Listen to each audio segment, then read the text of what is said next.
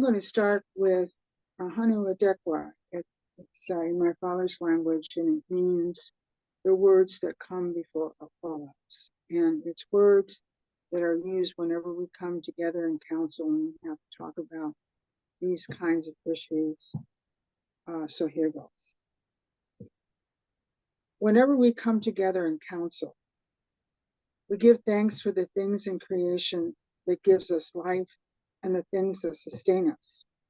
When you look up at the nighttime sky, you are not looking up at cold, dark, empty space, as our invaders would have us believe. Instead, we are looking into the great spiral of creation, the living, breathing, vibrant body of Sky Woman herself, our great mother. For it is she that gives us spirit. From there, we give thanks to the beating heart of our grandmother Moon, for she who controls the lifeblood in all things, for she gives us blood. We then give thanks to our Mother Earth from where we all come from, no matter what language we speak, where we have come out of our mother, or what we think divides us. We are all family to one another, for she gives us body. We then give thanks to all women who holds the sacred title of life-giver. We give thanks to the newest baby girl, to the oldest grandmother, for in this life they give us purpose and direction. We give thanks to the life force in all living things, not just in humans, but in all strains of life, those that crawl, swim above and below our mother, the energy that flows through. From there, we give thanks to all the waters. Since we are made up of 100% water, we are medicine to our mother, our father, our children, and they are medicine to us. We keep this in mind every day. We put our medicine out in a good way. We are mindful of this so our medicine doesn't get misused. We call upon our ancestors and ask them to restore the life givers to their natural seat of authority, every wampum that's law, so they can manage, once again, our nations in peace, power, and righteousness, thereby restoring the balanced mind to the good mind. I now would like to introduce myself traditionally. My name is Susan Reece-Meshekey. I am the daughter of Lillian, who carries the family name Meshekey and the clan Meshekey, that's Turtle. I am the granddaughter of Helen Samuels and the great-granddaughter of Mary Petoskey. I could go on for quite some time, but to save time, I'm going to stop right there. Vandy was very kind to invite me to this discussion. I hope other people join in, and we'll have an enlivening evening tonight. Miigwech. Hawe Wawina, thank you so much, Auntie Susan. My name is Vandy Crane, your favorite vigilante village auntie, Wamblanecha, Wajashi Wamblanecha, and this is the ReMatriation Station. We're grateful to have our guest, Susan Reece-Meshekey, with us tonight. And as she said, we're going to have a discussion. Tonight's topic is MMIP and Hollywood. We did have a couple of guests lined up from a couple of the cases, from the families of a couple cases we'll be discussing, but unfortunately it doesn't look like they're going to be able to make it tonight, or if they do, maybe they'll join us a little bit later. But essentially our goal with the Rise and Love Foundation, our mission is to support individuals, families, communities, and even companies that are ready to make systemic change to create safer spaces for everyone. We believe that the pathway to that is through ReMatriation, Indigenous matriarchal leadership, and we believe that we come to solutions through culture, connection, and conversation. So that's what we're here to do tonight. We're here to have a meaningful conversation and seek solutions for something that affects us all in Indian country. So with that, please, Auntie Susan, guide us in this discussion. All righty. I would like to work backwards, if you will. I like to start this council with the missing and murdered Misty Upham. She is Blackfeet from Montana. And in 2014, she was at the Golden Globe Awards. And during the show, she was dragged into the bathroom, the men's bathroom at the Golden Globes. And fortunately, she was raped by, later on, it was identified as Harvey Weinstein's henchman. Harvey Weinstein, by the way, now is currently serving time as a sexual predator. He's a very powerful man in Hollywood. And it was his men that attacked her.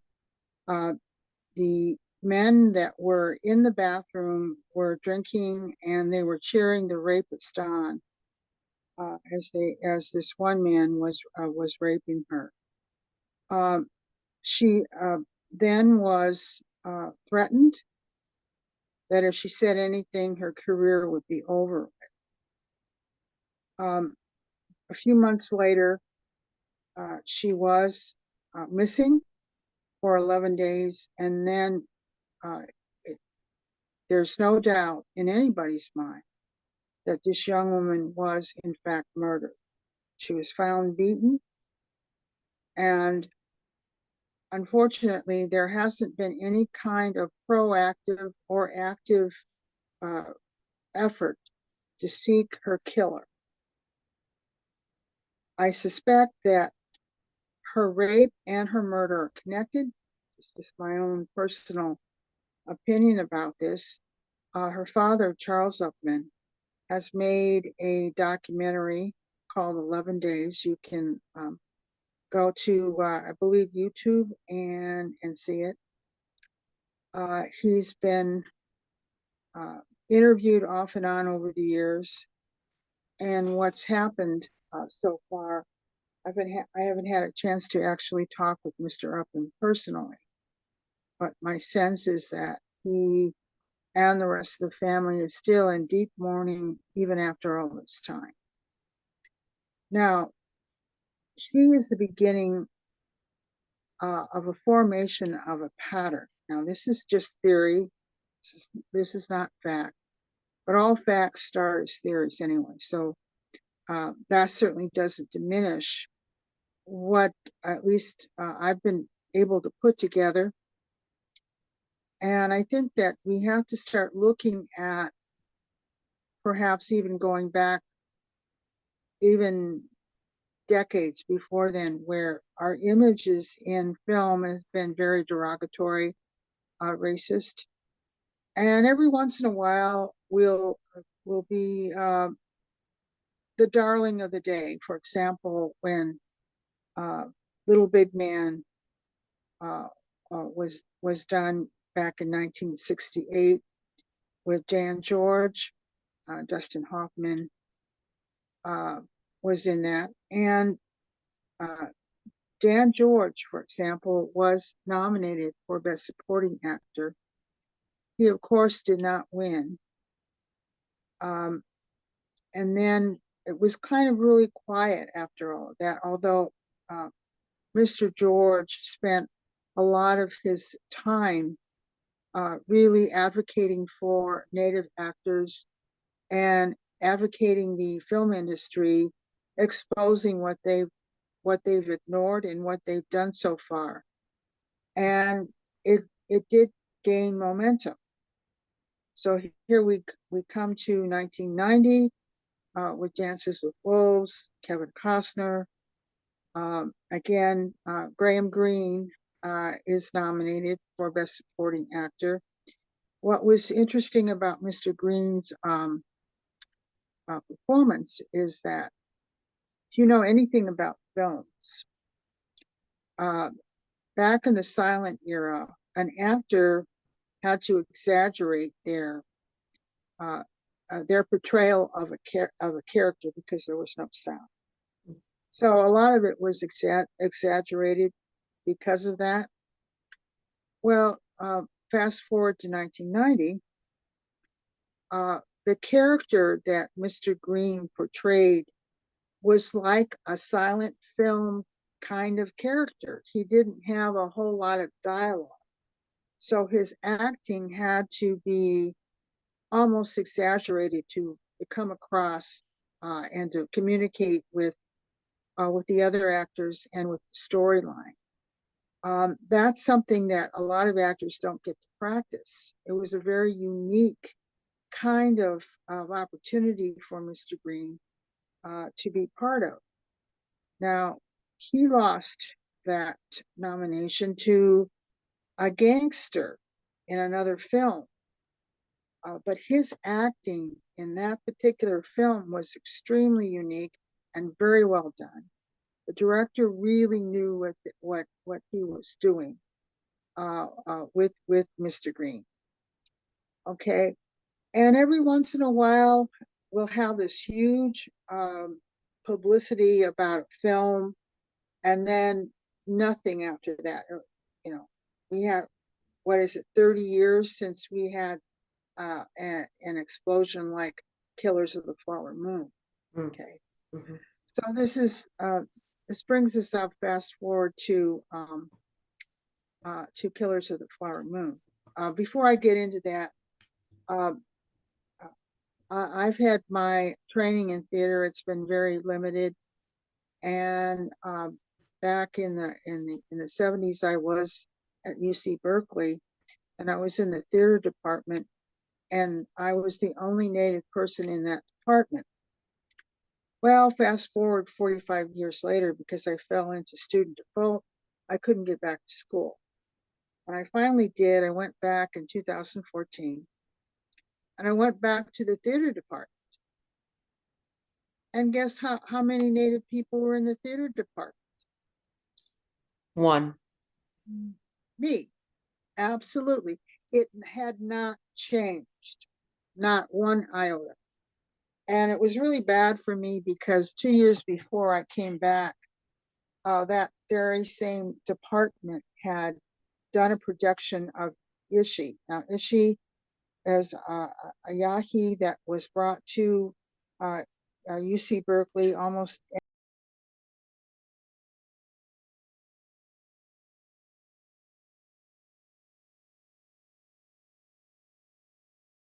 experiment kind of display.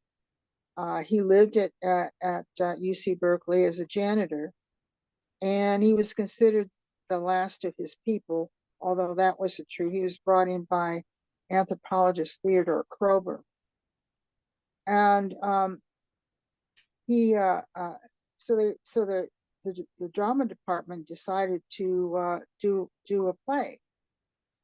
And so they cast non-Native people, as I understand it, in the roles that required Native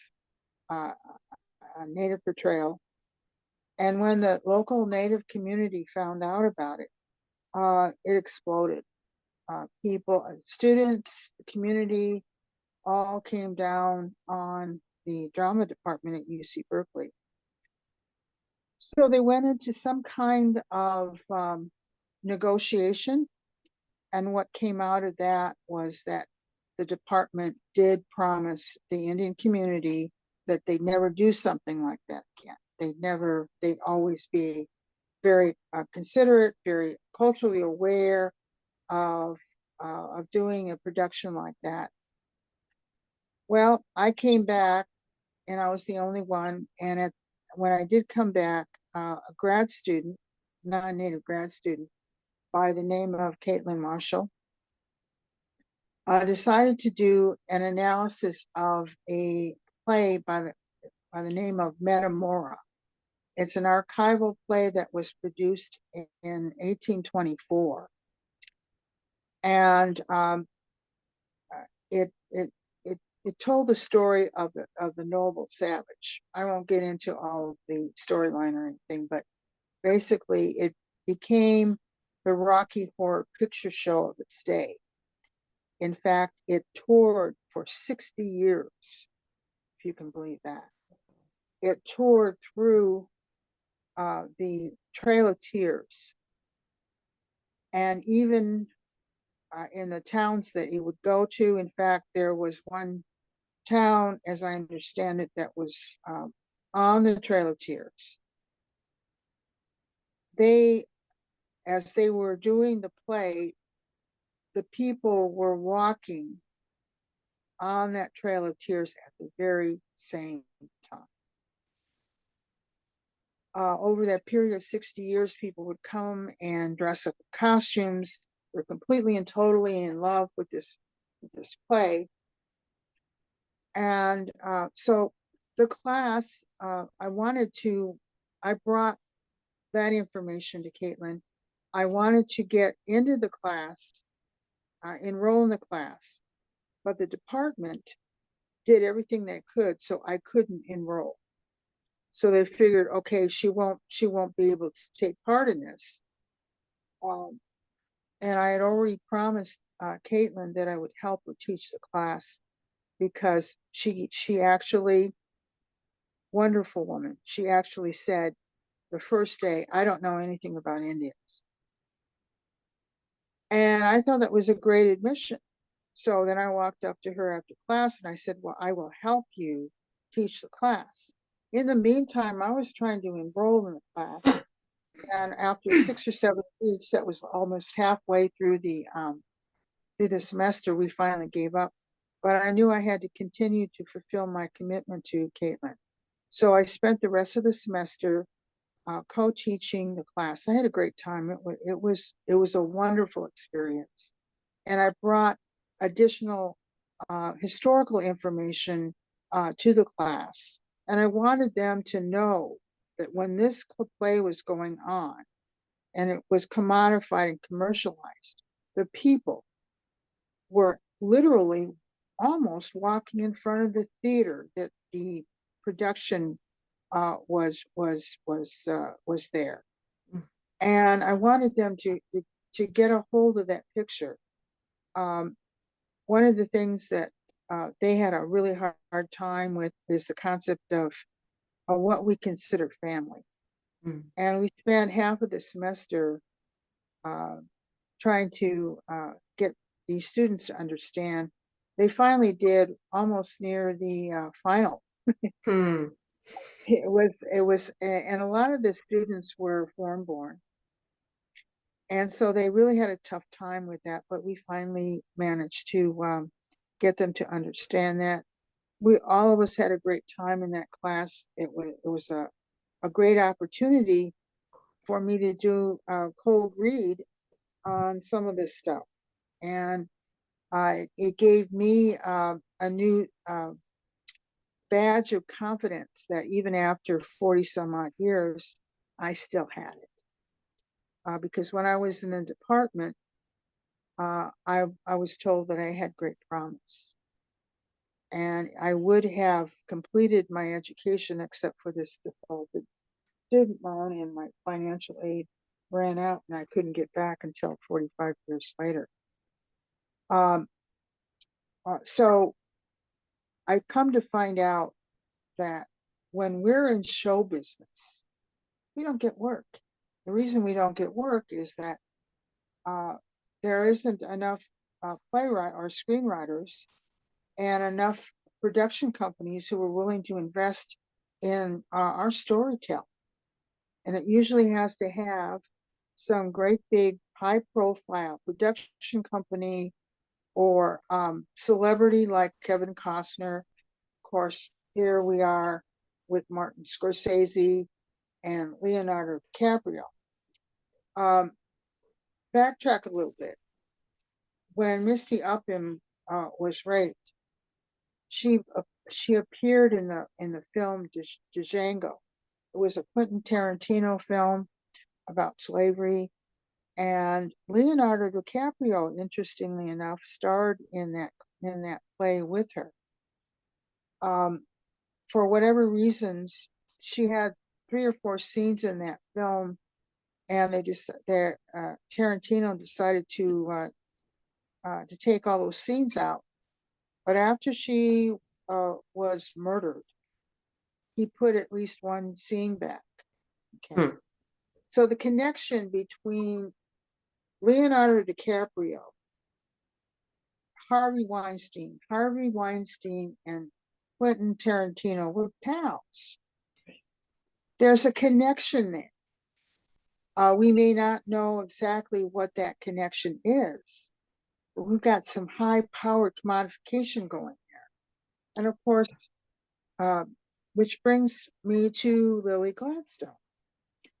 Now, Lily did a great job from what I could see. And let me digress a little bit. I went to see Killers of the Flower Moon last fall. I went to an IMAX theater. I wanted to see it in its best form. So I paid out the nose for the ticket, and it's a 3-hour film.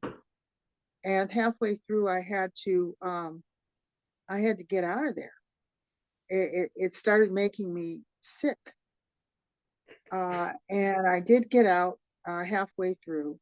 20 minutes later, I was projectile vomiting at the train station. It made me that sick, and it took me several days to get over it.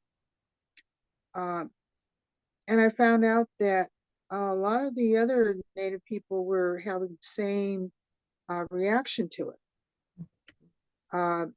Actress Devery Jacobs from Reservation Dogs. Again, I might be related to her on my father's side. I'm not really sure.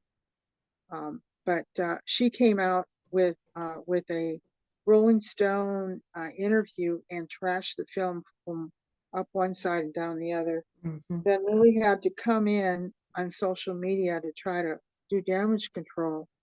And she posted resources, psych resources for us in case when we did see the film, that there were resources to help us deal with the reaction. Well, that kind of was a lukewarm kind of effort on her part. So, of course, the big buildup was the winning of the Golden Globe. Now, politically, a lot of people don't know this, but the Golden Globe Award is really a precursor to winning the Oscar. If you win the Golden Globe, you will win the Oscar. It's almost a for sure thing. By that time, the celebrity and the publicity around the film and the fact that Leonardo DiCaprio and her were running all over the country promoting the film really spoke to that. And so Oscar night came.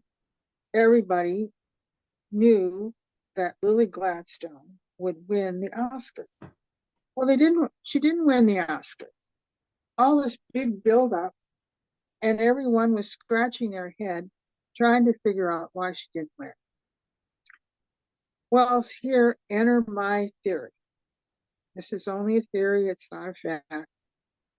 I believe the reason that Lily Gladstone did not win the Oscar is because of what happened in 1973. I lived through that. I saw the Oscar show that night when Sasheen Littlefeather went up to the podium and refused Hollywood's Holy Grail, the hugest, biggest honor that you can bestow on an actor. And of course, Marlon Brando was top of his game. He was venerated, respected, but he stood with us during Wounded Knee. He supported the Native people here in California, even past that. And he knew what to do to make the state. So when he decided to refuse the Oscar and had Sashing go up there and tell everyone that he's refusing the Oscar, they were all dumbstruck. What? What are you talking about? Here, we're giving you the highest honor here, and what are you doing? Okay. Right before the show, Howard Koch, another big Hollywood mogul, and you can look him online, big producer, very powerful guy in Hollywood, threatened Sasheen because he knew what she was going to do. Now, aside from the controversy over Sasheen Littlefield, nobody knew anything about that. They accepted her as a Native woman. She went up there as a Native woman, and he threatened her. Now, I don't think she even told us all the truth. I think he threatened her with her life. And she went up there anyway. She figured, and I'm guessing here now, she figured that Marlon would protect her. And I guess he did to a certain extent. Of course, after that, her career was destroyed. She didn't have a career after that. But when she went up there, and when the video film on the refusal of the Oscar, the Academy of Arts and Sciences had locked that up for 45 years before they decided to make it public. They kept it under wraps, and then they just decided, well, it's time for us to let that be known. So they did. And the 50th anniversary of the occupation of Alcatraz, I was there. Sasheen was there, and she told us the story of what happened when she went up to that podium during the Academy Awards. John Wayne was in the wings. Several muscle men, I don't know how many, had to physically restrain him because he was out there. Now, she was kind when she described it, but he was out there to kill her. He hated Indians, and he didn't make any bones about it. And even though he was an old man, he was a giant. He must have been 6'6", 6'5", something like that. Probably weighing 350 pounds or something like that. He could have killed him, and he didn't care who was watching. Fortunately, they were able to restrain him, and of course, after that, her career was destroyed. And what I'm telling you this because Hollywood never forgets. They never forget. They're very sensitive. They're overly sensitive in many ways because their baseline is commodification of everything, ideas, people, and you can just kind of fill in the blank from there. And of course, it came time for Dan George. He lost. Came time for Graham Greene. He lost. Then, of course, Lily Gladstone. They thought she was a shoo-in. Okay. Complete shock. And that, in my view, is the real reason why she lost the Oscar. Because as maybe not everybody knows, the Oscars are the industry's directors, screenwriters. The industry itself actually awards the Oscar to one of its own. And certainly, it's interesting that that Leonardo DiCaprio, and again, this is my theory, Leonardo DiCaprio, I think, was a little nervous to show up at the Oscars, and he didn't.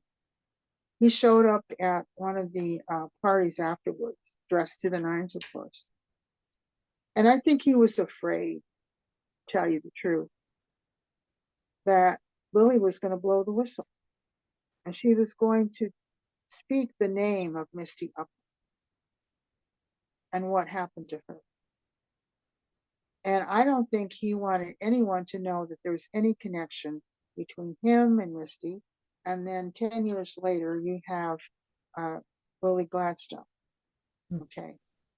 So there's a connection. There's a Hollywood connection and a pattern. Again, fast forward to Cole Bringspoint.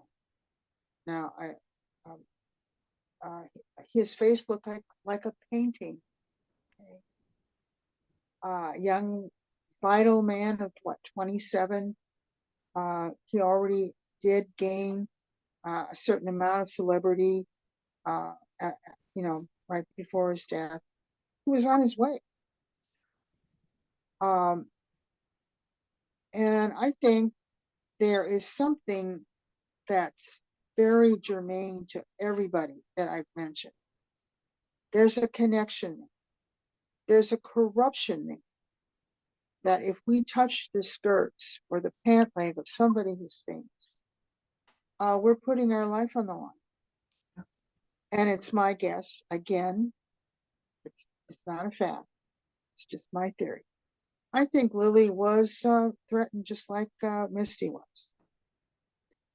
Because they're both Blackfeet, they're both from the same res, and not one single word coming out of her mouth about Misty. And whereas there, I wouldn't say the internet was on fire, but there was certainly enough outcry from Indian country to say, well, what about Misty? So the connection here is very frightening, and it has to all do with money. And of course, the ultra sensitive, hypersensitive nature of Hollywood anyway prompted this whole line of sticking it to us in such a way that we're too damn stupid to figure it out. And receiving my own limited amount of theater training and the fact that I've been a film buff all my life, and I've watched Golden Globes, I've watched the Oscar nights. In fact, I haven't really missed very many of them over time. And I've watched this. I've watched the progression of film, Native people appearing in film. And one thing I've got to say about that is that we need our own casting agencies. We need our own casting agents to field offers, not just keeping Native roles with Native people, but also fielding offers outside of Native roles. And unfortunately, that doesn't happen. There's been a few exceptions to the rule, like West Studi, Graham Greene, a couple of times, although he usually ends up playing a Native one way or the other. Who else? Well, that's about it.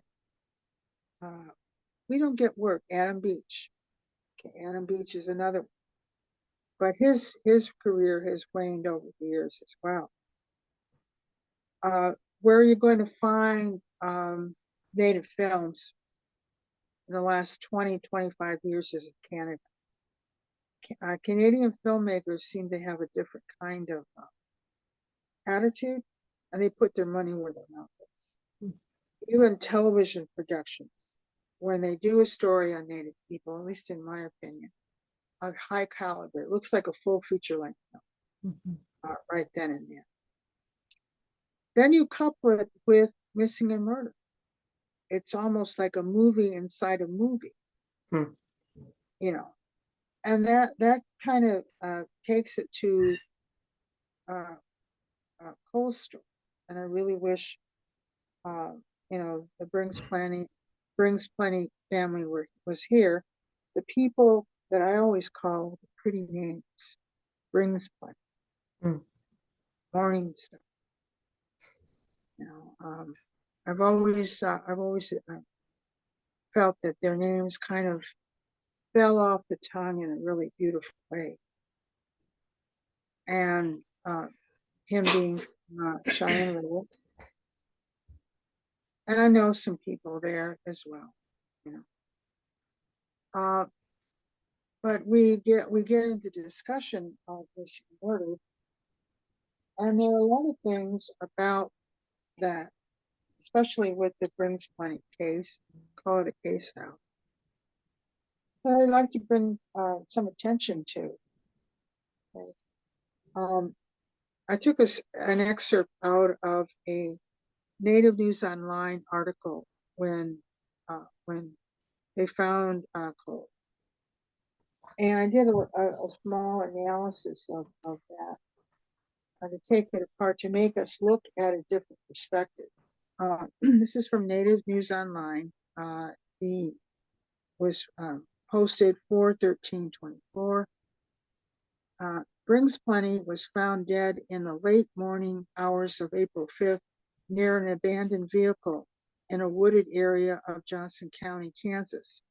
His discovery concluded a 5-day-long effort to locate him after he was declared missing in Lawrence, Kansas on Monday, April 1st.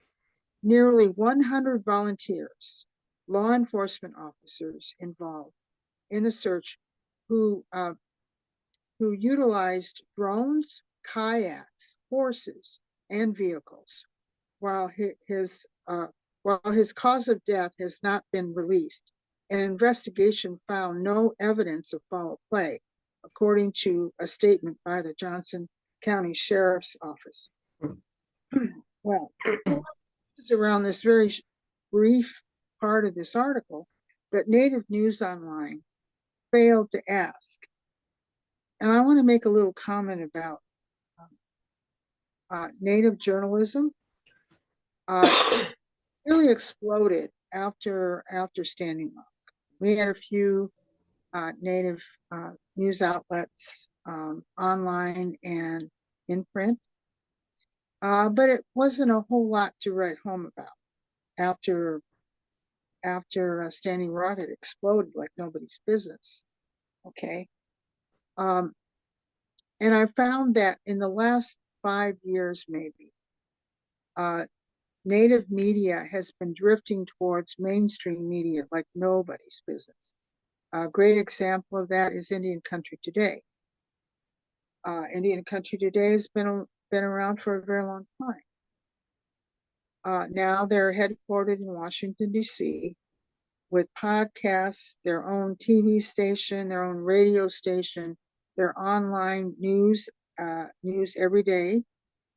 And they've got quite a business with what's called stringers, and paid Native journalists to do these stories. Okay, but they're still not doing a lot of the stories that need to be told. I'll give you an example. We live in this place called Turtle Island.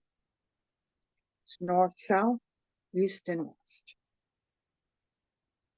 Native news media spends almost zero time on what happens in Canada, much less in Mexico, Central America, South America. There's stories, backed up.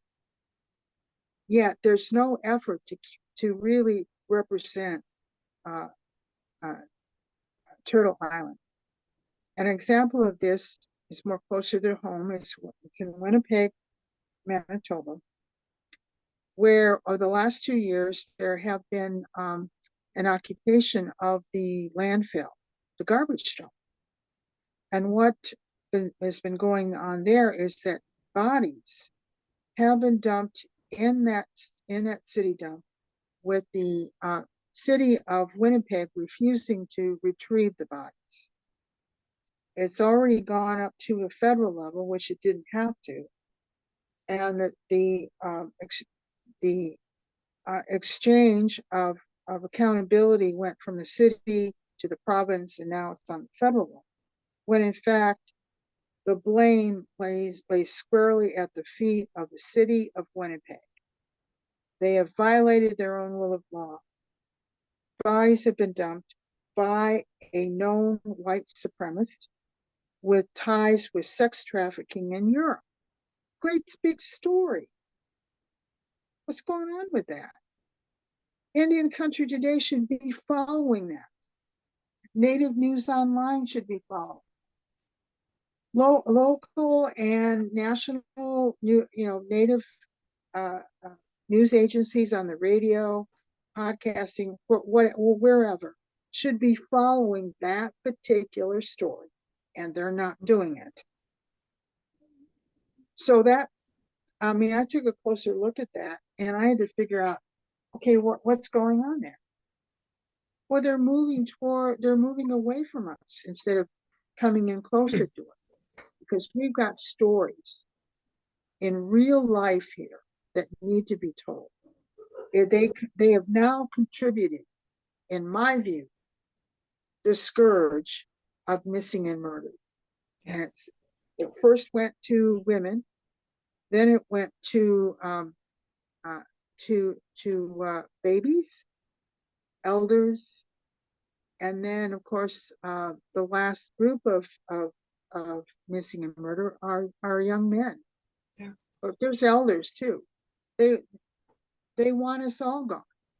And one of the things that I try to impart to Native people is that we forget that we are still in a state of war. We forget that. We go to school. We're part of a gaming tribe, for example. We get our per cap, and then we think, oh, we're going to fight for our people. Well, that ain't going to happen. It's all commodified, and we've been brainwashed to think that invader education is going to help save our people, and it's exactly the opposite. It's a system, a corrupt system, seeking our direct annihilation.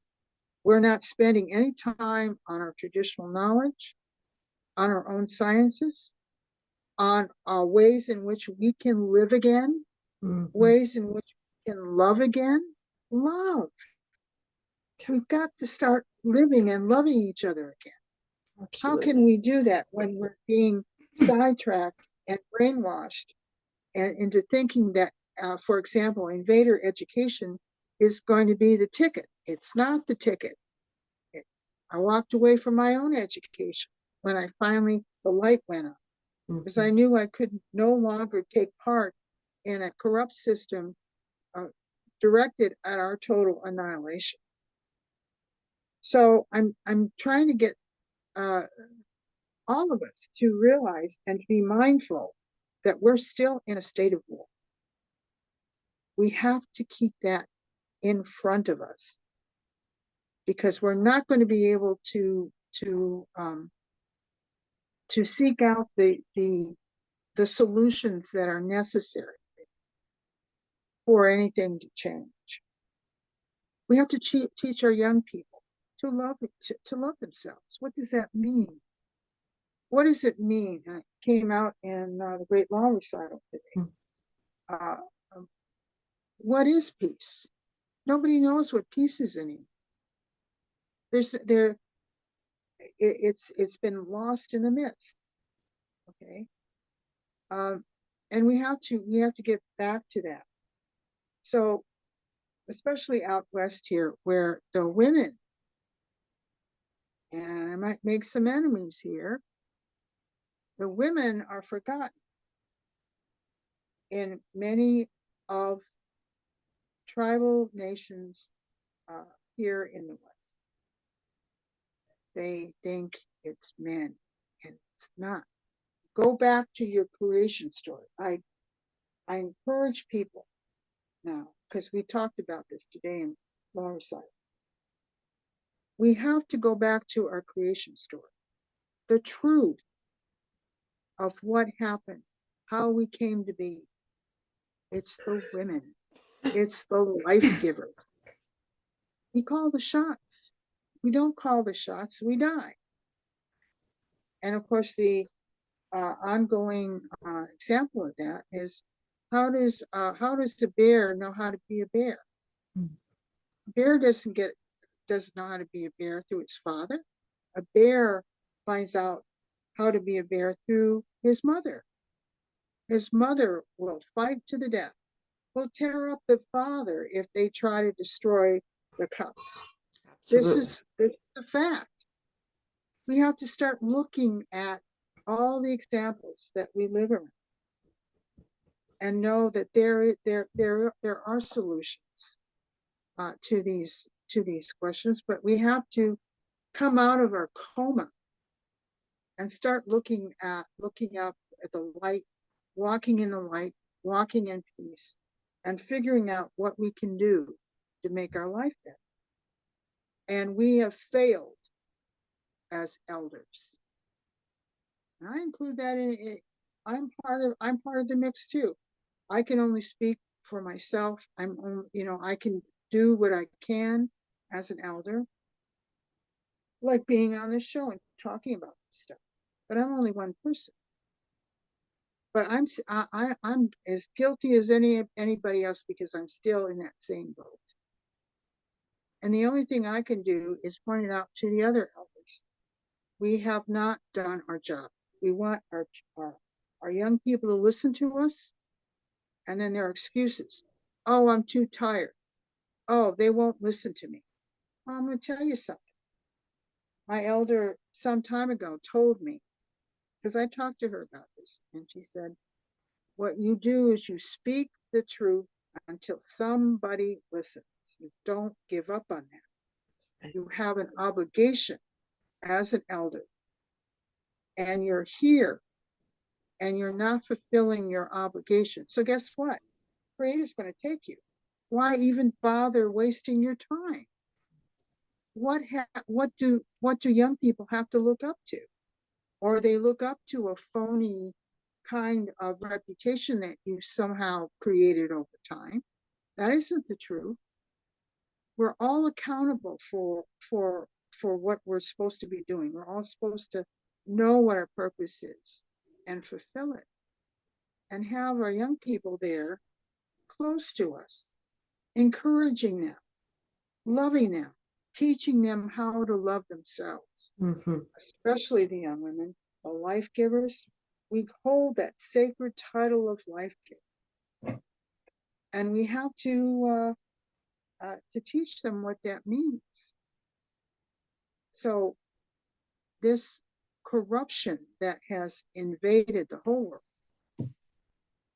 especially here on Turtle Island, when we're not recognizing the life giver as the life force, as the sacred title that gives us purpose and direction. And I was told by my teachers when I was in my 20s, there's 4 things that men have to do. They have to chop the wood, carry the water, listen to the women, and listen to the old people. And then we're told, your life, if you do this, your life will be happy. And I add, this is my addition, not only will your life be happy, but your life will be beautiful. Beautiful. Now, our responsibility as life givers, we have the Encyclopedia Britannica. Okay, we have a whole other set of obligations that we have to fulfill because we bring life into the world. We're the future of the planet here. Our Mother Earth is female, and yet it's being controlled by corrupt male dominants who don't know who they are or what they're supposed to do. Now, we have to be held accountable for that too. What are you doing with your son? And, what are you doing? Are you teaching them how to be life protectors? Because that's what they're supposed to be. They're supposed to protect us. They're supposed to listen to us, be our helpers, love us, And yet that is not instilled a whole lot of the time. And unfortunately, we end up with higher teenage suicides. Our old people are dying right and left. Their limbs are being cut off. We're being cut off from health care and a whole number of other things that have been happening, especially in the last 10 years.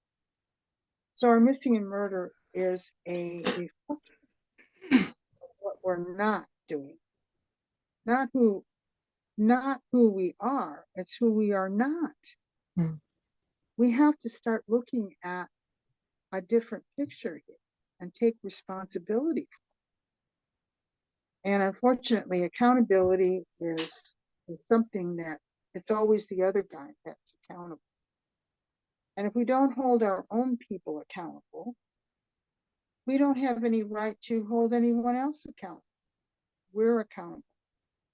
Our accountability rests squarely at our feet. And there are things that I would like to discuss in a second podcast, possible solutions to these things. Certainly, the internet has been on fire over this last murder. I don't know whether the family calls it murder, but I certainly do. Mm. It's so damn familiar. We don't even have to even ask the family what they. How are we going to be held accountable for that? Are we supposed to just lay down and die and think that there's nothing that we can do? There are things that we can do, but we have to want to do that. And certainly, I think a second podcast would focus in on what we can do with these things. We have to question now, because of what happened to Cole, what happened to Misty Upham, and whoever else is out there we don't even know that decided to go into performing. There might be others out there we don't even know that they didn't even get to that point where there was enough recognitions and celebrity around. But I would encourage people, and I'm going to give some contact numbers that I can put on my page, and if Annie would be so kind to put it on her page, to start making some phone calls to the University of Montana, because next month, Lily Gladstone and another Blackfeet scholar who actually lives on the res, her name is Carol Murphy, they're going to be up there. They're going to be the commencement speakers, as well as getting honorary doctorate degrees. They have to be responsible, and they have to be responsible. Carol Murphy lives on the res. They're both Blackfeet. Why are they not singing like a bird? Absolutely. Doesn't, I mean, I know that Misty Upham had her life threatened, and she paid the price. Now, it's unknown at this point whether her murder had anything to do or had a direct correlation with her experience in Hollywood. But what's going on with Leonardo DiCaprio? Right. There's absolutely no excuse. What about Tantu Cardinal? What's going on with her too? She's been around for a very long time. She didn't say a damn word either. And of course, we've got Larry Sellers, who passed away a couple of years ago. He was a constant on Dr. Quinn, Medicine Woman. And he lived in Pahuska, where the film was made. Mm. He actually helped do some of the consultant work on that film before he died. And then when he did die, they said his death was unknown. How could it be unknown? Mm. They don't give any reasons why it's unknown. Just the same thing with the Bringspoon. There's a couple of questions here too that I want to bring to everybody's attention over this as well. You bring up some very valid points. If there was nothing to hide, then why isn't there an investigation? Well, they say it's an investigation, and I'd like to get into all of that with another podcast. But there's a few things that I looked at when I was reading this Native News Online. For example, it's really important that your local police force policies. You get a hold of them. They're public entities. You should be able to get a copy of police procedure and policies, because 9 times out of 10, these police agencies violate their own rule of law. Then they lie about it.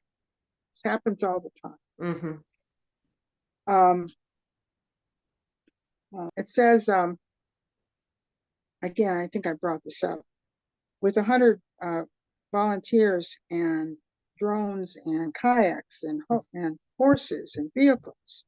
Mm-hmm. Why did it take 5 days to locate his body? Right. That to me doesn't make any sense. And that's such a common theme too in so many cases, that the individual will turn up in areas that have been thoroughly searched.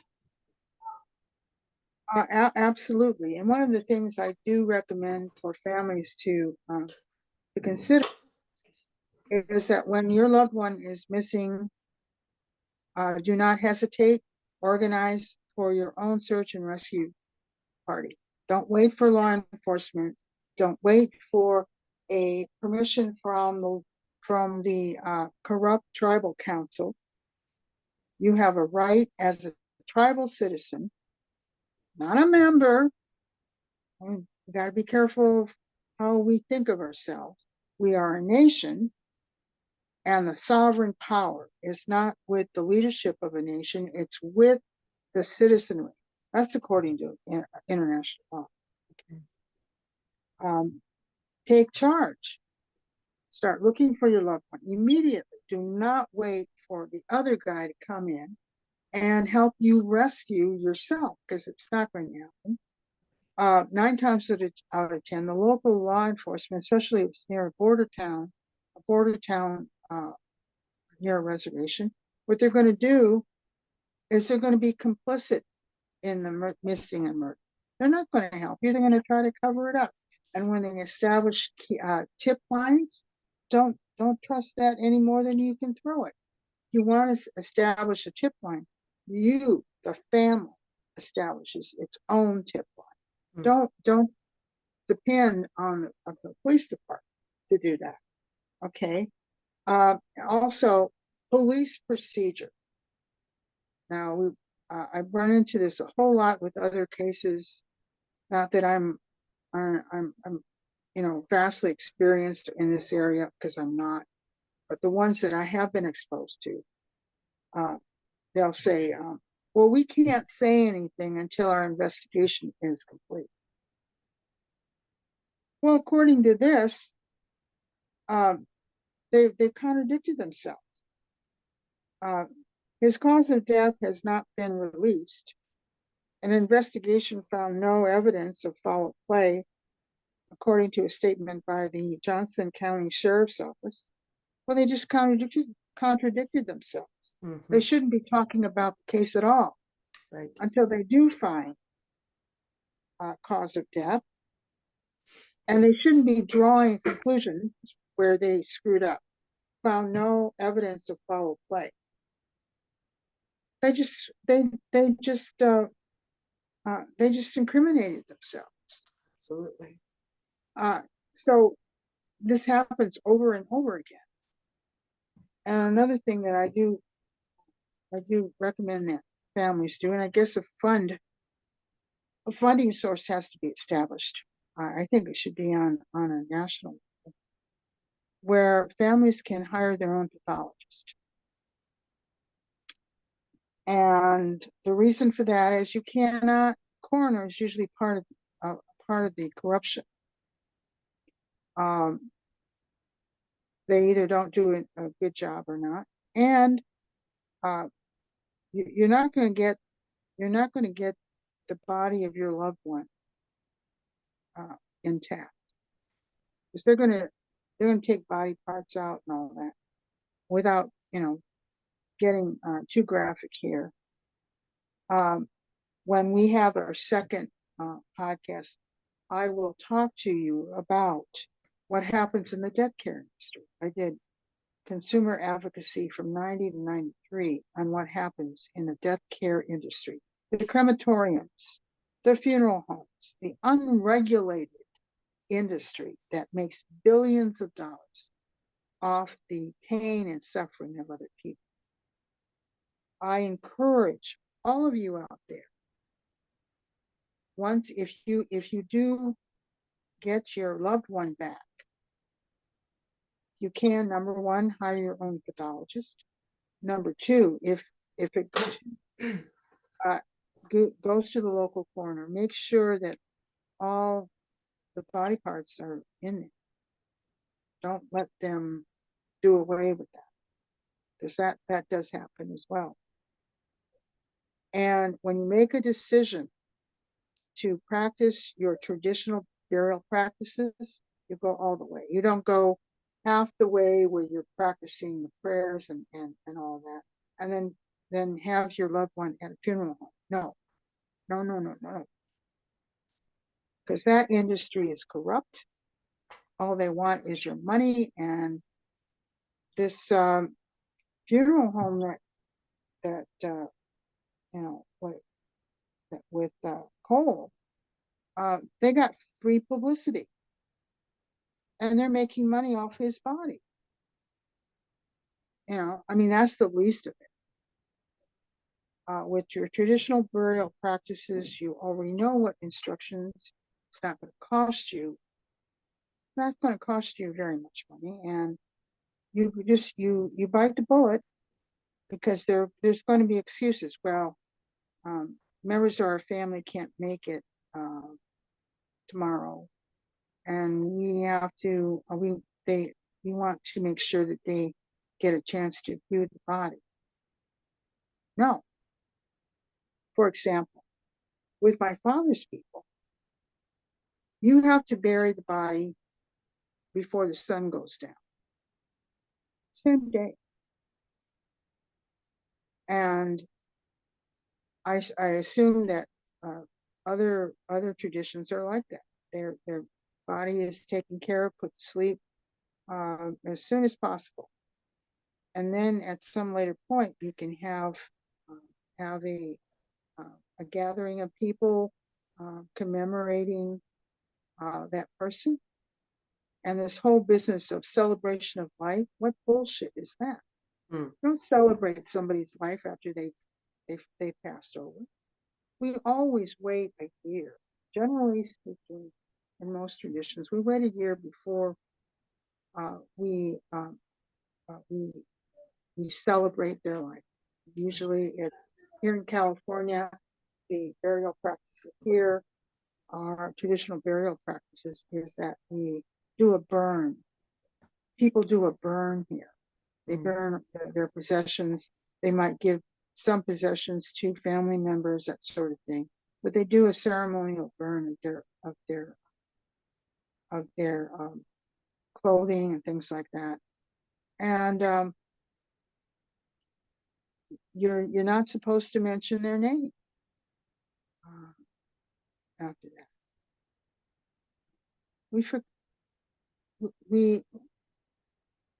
We're our own worst enemy with this stuff. We actually contribute to our own grief and pain when we're not following our original instructions. And there are no excuses here. It's just contributed, this whole lack of accountability all across the line. That's what I recommend for people who have seen it, and don't give the death care industry a dime, not a dime. We all know how to, maybe not we all know how to, but there's enough people around to know how to take care of our loved after they pass. Usually we clean the body. That's all part of the responsibilities of the family. It helps with our grieving process, that sort of thing. And it helps, saying goodbye in a way that we're not going to be hanging on for 10, 15, 20, 30 years, and we're still in grief over the one that we lost. There are protocols that need to be looked at again. We need to go back to the beginning. And of course, with Poe's family, the Black Hills, that the heart of everything that is, know enough about the people there to know that's where you need to meet and talk and, just be there. And you don't have to be there in ceremony. There might be some places there that are reserved for ceremony. I'm not talking about that, but just going there and being there, having a family picnic or a gathering of some kind. It doesn't have to be a formal gathering of any kind, but spending time in your place of emergence, your place of beginning, it gives you the strength and the healing necessary to go on with your life and to be able to release the one that you love so much. You keep hanging on to that person suffers on the other side. We have to know how to let go. And that's different for everybody, but there are ways in which we can expedite it in a good, healthy way where we're not being dragged down, or we end up committing suicide ourselves. I mean, that's what it gets down to. But there are a lot of other things that we can talk about that I'd like to reserve for next time. Any questions?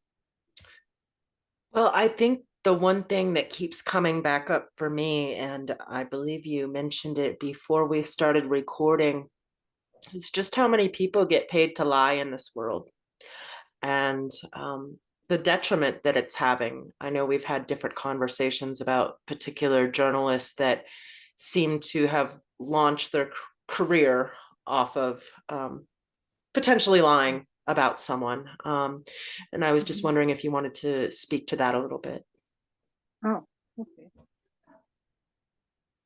Well, it's interesting that you should bring that up because we talked about that. In fact, right now I'm actually part of the Great Law of Peace recital back in my father's home. It's done every 5 years. Great Law of Peace has existed for over 2,000 years. There is 117 laws within the Great Law of Peace. And it defines what peace is and accountability, and what that entails. Okay, so we have, when you're presenting something, you've got to have the proof. You've got to have the proof. And I'll give you an example. And again, maybe there are people out there that will disagree with or even get mad when I'm saying these things. How Sasheen Littlefeather was treated. Why did her sisters wait till after she was dead? Now I had a communication with Jacqueline Keeler, who did the byline for the Chronicle. I didn't speak to her at length. Well, we didn't really speak. We communicated through text. And I never did get a chance to really have a good discussion with her on that. But that whole story made her career. Made her career. It went international. Why? And then her sisters was telling the world that Sasheen was mentally ill. Okay. If she was mentally ill, what did you do to help her? What did you do to try to make her life better? What efforts as a sister did you do to encourage her mental health? You didn't. And then you exposed in their definition, you told the truth after she was dead. Now, that doesn't smell right. Whether what they said is true or not, there was simply no proof.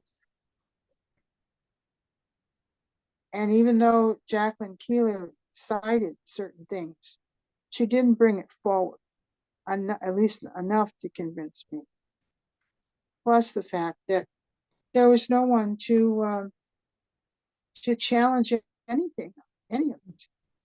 And then her sisters stormed a funeral service down south when Sasheen didn't want her sisters there, but they stormed it. They knew that it was being covered by the press, and they stormed in there anyway.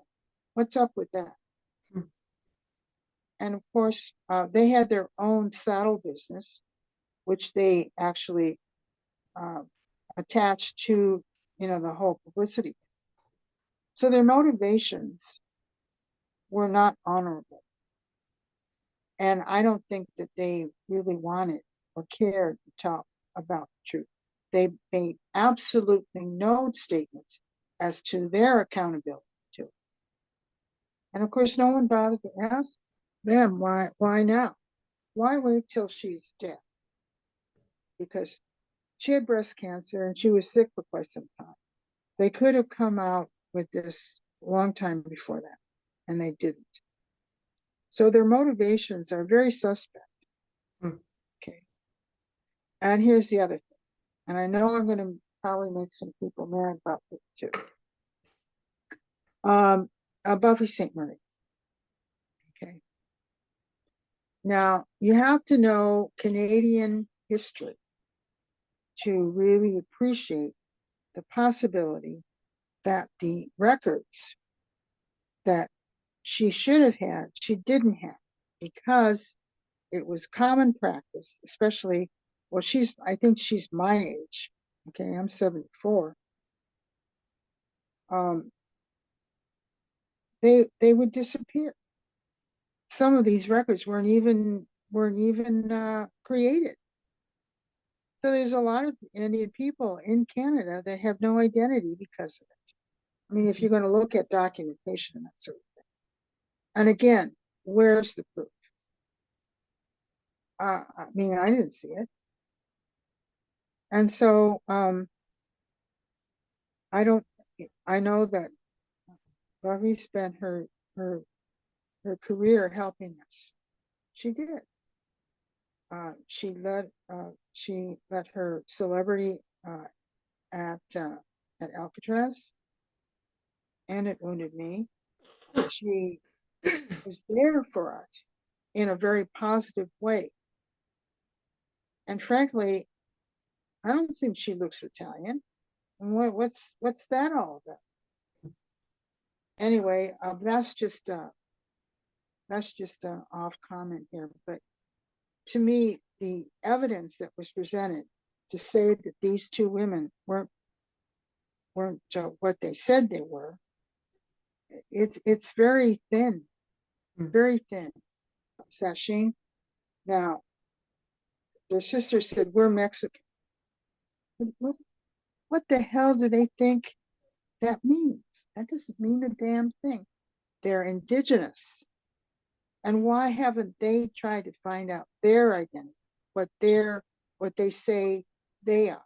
They're not Mexican. Mexican is a geographical area. It has nothing to do with who the people are.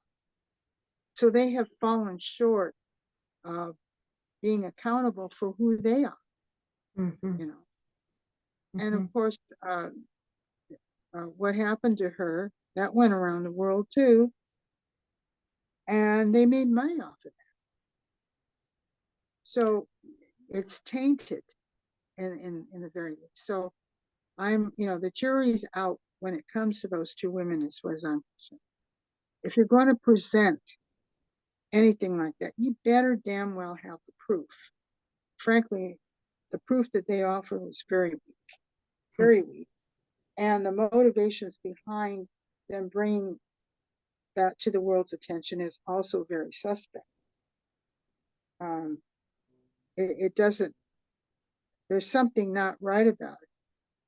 And I've talked to, I only met Sasheen once. She taught a health class at DQ University.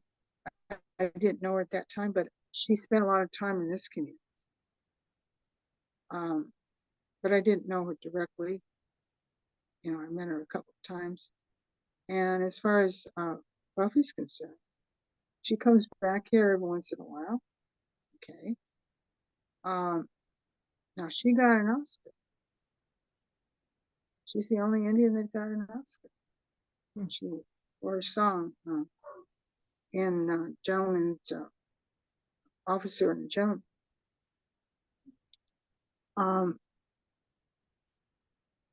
But I don't. The real pretend Indians never get caught because they're in the business of lying. They're not going to make themselves vulnerable, and they're not famous people. Okay, the ones that pretend to be Indians are not famous people. That's the other part of it, you know. And I've busted a couple of people, and they're not famous people. Okay, so there's a lot to be said about that. For the entertainment business, we have to teach our young people. We have to protect them a whole lot more than what we do, and not assume that they know what they're doing. Okay. Lily Gladstone is on an intoxicating wave of fame and recognition. She's drunk. She's like a drunk Indian. And she's drunk on this whole illusion of fame and all that. And when she made the statement, and I'll have to look it up for the next time. She made the statement that little kids on the res can look at this and stand proud. Well, she just lied to herself. Mm-hmm. How can she say that? How can she say her own tribal relative was raped in 2014? And her so-called co-star, Leonardo DiCaprio, probably knew more about it than she did. I mean, there's just too many unanswered questions.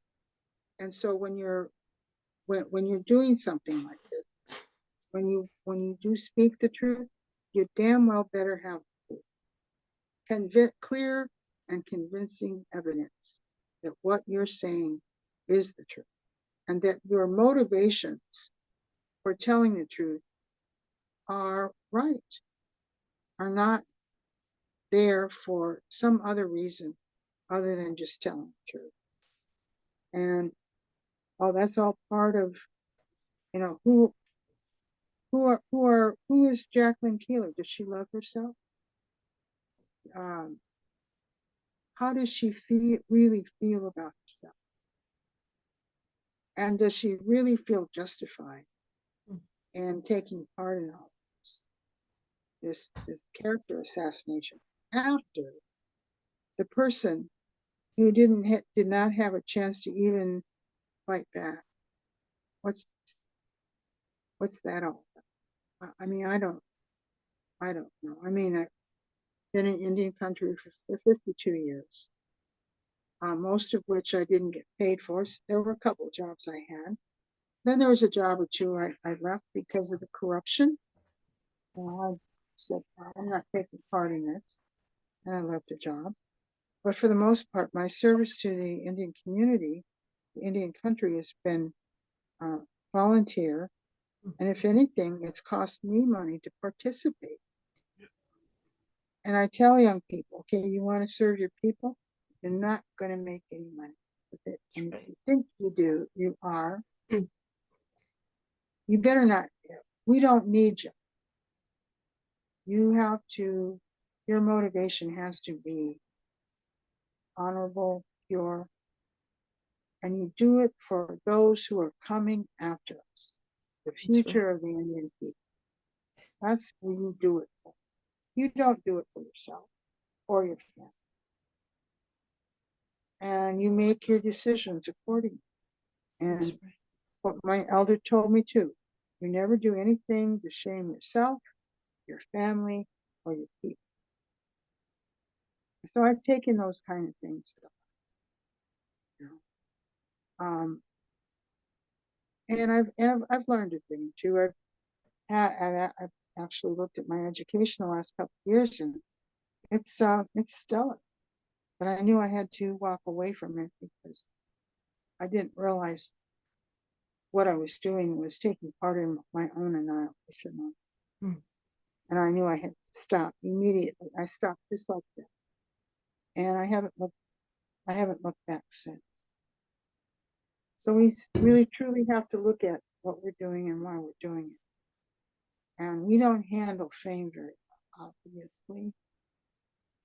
We become vulnerable. And when all of this dies down for Lily, I don't know what's going to come. Is she going to be missing and murdered? I mean, what is she going to be subject to? Martin Scorsese and Leonardo DiCaprio isn't going to protect her. I mean, Scorsese looks pretty old, and at the Oscars he looked like he was ready to go. I mean, he's not a well man. And as far as DiCaprio is concerned,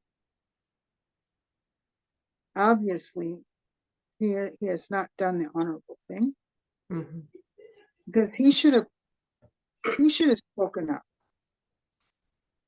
And I think he was afraid that Lily would do something, because after all, you can't trust Indians. After all, we're just Indians, right? And I don't care what they tell us. That's really at the base of everything. So she thinks that she's going to be protected indefinitely. I hope she wakes up. And this doctorate thing is just making it even worse. You know, it's just going to fill her head and her ego with things that don't belong there. And I want people to know that she still is being held accountable for what she isn't. And I'd certainly like to sit down and talk with her about it. I don't know whether I'll ever get a chance to do that, but I certainly would like to talk to her. I'm trying to reach her, but as we all know, celebrity has, iron steel around them. So to try to talk to somebody like that, especially right now, damn near impossible. There But is, yeah, go ahead. I was just going to say, there is a lot of control when it comes to Hollywood, it seems. Well, yeah, and we've entered a space that we're not really familiar, especially since we're coming up, talented people. The actors that I do know that have appeared in Canadian, they're equal to anything on this side. But we truly have to start, but if we're going to continue with this, we truly have to start looking at getting rules outside of native rules. Because all we do is, Stuart brought it up the other day, all we're doing is we're betraying ourselves. True. And Scorsese said, there's something about Lily. She doesn't really have to say anything. She doesn't have to do anything. And the emotions come through. Well, he just described the rest of us. We're not any different than she is. Okay.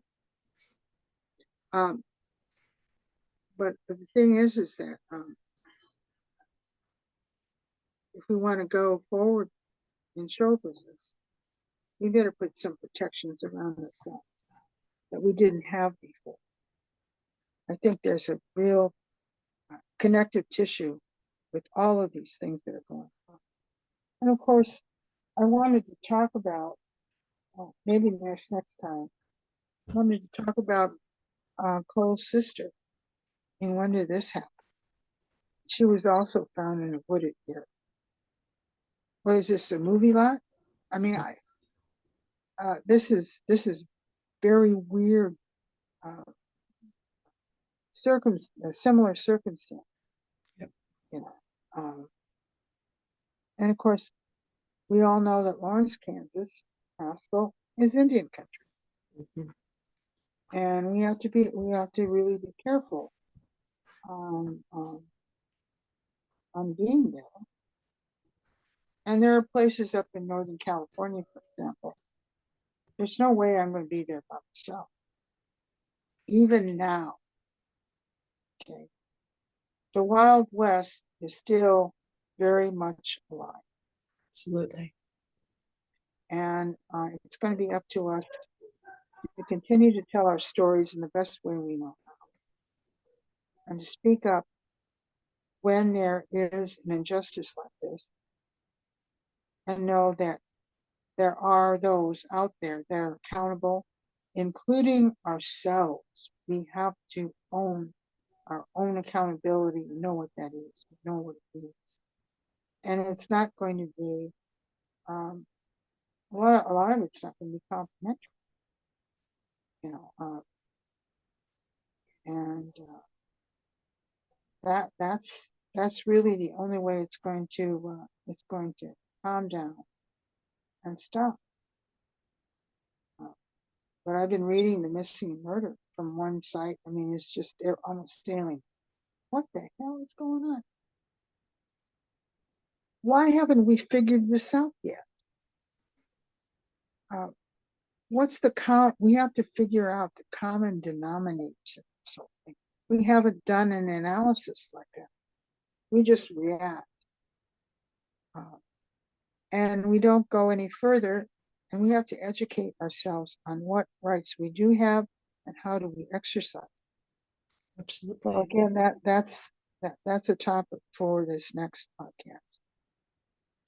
Well, we're certainly looking forward to that conversation, and thank you so much for sharing all of your lived experience and your wisdom and your commitment to preserving traditional lifeways and teaching those, and the accountability.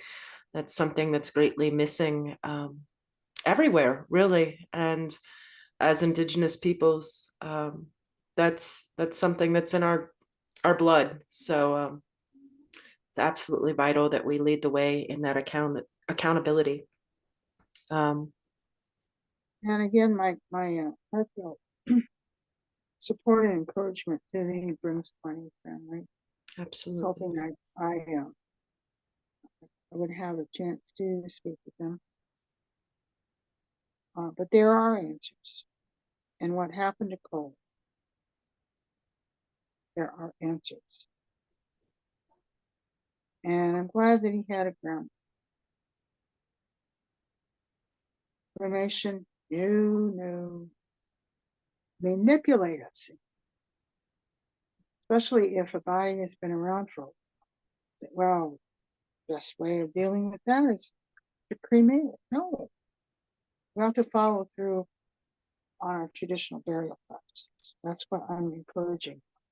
And the soul and inspiration of that was Cole's death. You know, and then looking him up on legacy.com and having the funeral director get free publicity. No. The funeral home has no right to advertise anywhere. That legacy.com is supposed to be for family members, friends of those that they've lost. Period. Yeah, it's being commodified like everything else. And there are ways to, if there's time, on the second podcast, I'd like to give a little training on how to talk to spirit, because I think we need to make that connection, and it is possible. And I'll give you an example before we end. I'm still reading Killers of the Flower Moon. I'm still having a hard time getting even through the book. Mm-hmm. But there are pictures of Molly.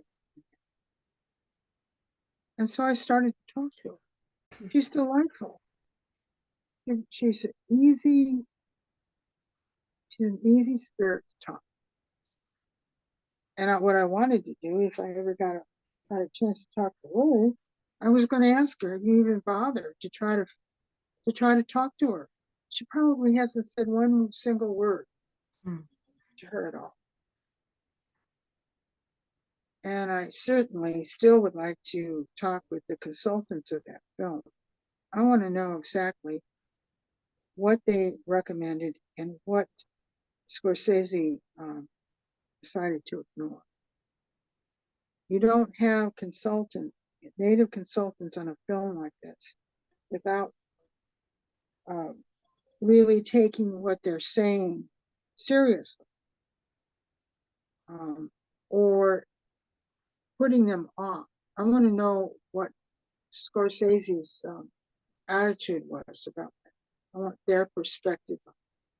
I certainly like to talk to them. Maybe we can try to find out who they were and invite them on. So that's a whole discussion unto itself. But this is an opportunity. I'm sorry that we don't have a whole lot of response.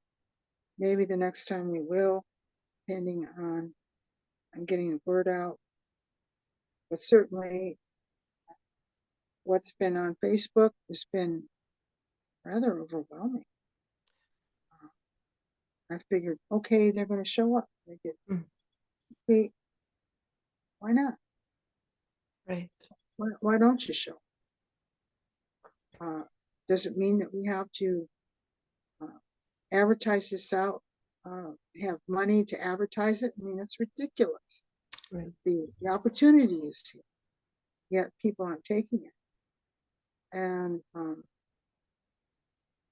all we can do is blame ourselves when it comes to it.